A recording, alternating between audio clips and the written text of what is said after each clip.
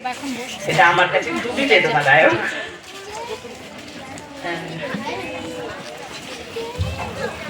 আজ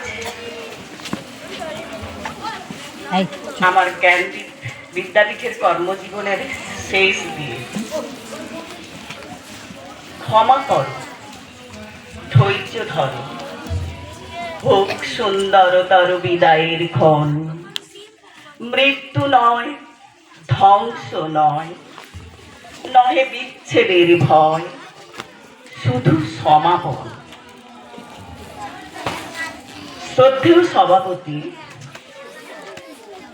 পরিচালন কমিটির বিশিষ্ট সদস্য জ্যোতির্ময় দাস, প্রধান শিক্ষিকা এবং আমার সহকর্মী বৃন্দ ও সুমিত্রাদি ও রানী এবং আমার ড্রাইভার দাদা ভাইয়েরা,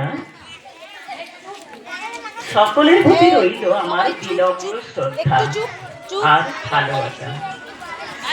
আর আমার সামনে বসে থাকা কচি কচি মুখগুলো আমার প্রাণের ছাত্র ছাত্রী বৃন্দ, তোমাদের জন্য রইল আমার প্রাণ ভরা ভালোবাসা ও ঈশ্বরের নিকট প্রার্থনা। আজ আমার জ্ঞানদীপের কর্মজীবনের শেষ দিন।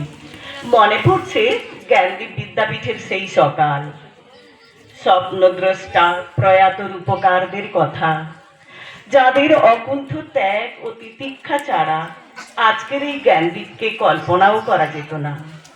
মনে পড়ছে জ্ঞানদীপের সেই সকল স্বপ্নদ্রষ্টা রূপকারদের কথাও, যারা এখনো বর্তমান আজকের আমার এই বিদায়ী সভায়, তাদের অধিকাংশেরই অনুপস্থিতিতে আমি বেদনাহত।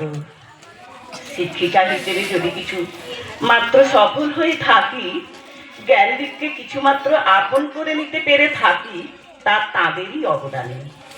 শিক্ষকদের নিয়ে প্রতিটি আলোচনায় তারাই আমাদের তিলে তিলে তৈরি করেছেন কিভাবে ভালো শিক্ষক হতে হয়, কিভাবে ছাত্রছাত্রীদের আপন করে নিতে হয়, কিভাবে জ্ঞানদীপকে ভালোবাসতে হয়।